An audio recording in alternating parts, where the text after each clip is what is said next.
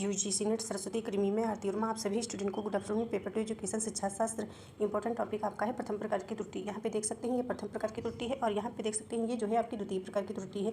तो इसके अंतर्गत आपको देखना है ये प्रथम प्रकार की त्रुटि किस प्रकार की होती है और सेकंड प्रकार की त्रुटि किस प्रकार की होती है, यानी कि टाइप फर्स्ट एरर। ये यहाँ पे हो जाएगा टाइप फर्स्ट एरर यानी प्रथम प्रकार की त्रुटि, और टाइप सेकंड एरर यानी कि द्वितीय प्रकार की त्रुटि। तो यहाँ पे आप जान सकते हैं प्रथम, यहाँ पे लिखा हुआ देखिए, प्रथम प्रकार की त्रुटि तब होती है, यानी कि प्रथम प्रकार की त्रुटि तब होती है जब शून्य परिकल्पना सत्य होती है और असत्य मान लिया जाता है, तो यह प्रथम प्रकार की त्रुटि होती है। प्रथम प्रकार की त्रुटि को हम अल्फा त्रुटि भी अल्फा त्रुटि के नाम से भी जानते हैं या कह सकते हैं, ठीक है। और यहाँ पे ये देख सकते हैं शून्य परिकल्पना सत्य होती है तब हम इसे जो है असत्य मान लेते हैं, तो ये आपकी फर्स्ट प्रकार की त्रुटि हो जाती है, यानी कि प्रथम प्रकार की। और सेकंड प्रकार की त्रुटि किस प्रकार की होती है ये भी आप देख सकते हैं।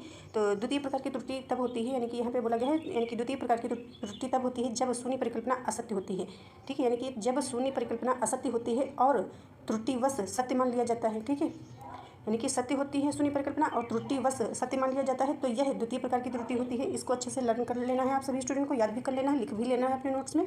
इस त्रुटि को हम बीटा त्रुटि के नाम से भी जानते हैं, यानी कि कहने का मतलब है ये जो सेकंड प्रकार की त्रुटि है इसको हम बीटा के नाम से जानते हैं, ठीक है, इसको बीटा भी त्रुटि बोलते हैं। और ये फर्स्ट प्रकार की त्रुटि को जो है हम अल्फा त्रुटि के नाम से जानते हैं। यहाँ पे देख सकते हैं, यहाँ पे ये, ठीक है।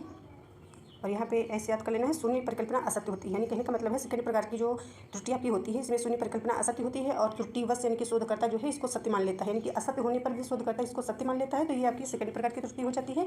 और इसमें जो है शून्य परिकल्पना आपकी सत्य होती है, ठीक है, इसमें जो है सत्य होती है शून्य परिकल्पना, तो शोधकर्ता जो होता है या हम कह सकते हैं, ठीक है, तो इसको जो है असत्य मान लेता है, मतलब सत्य होने पर हम असत्य मान लेते हैं, तो फर्स्ट प्रकार की हो जाती है।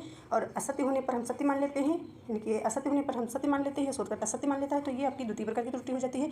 और आई होप आप सभी स्टूडेंट को समझ में आया हो, और मिलते हैं अगले क्लास में। Thank you.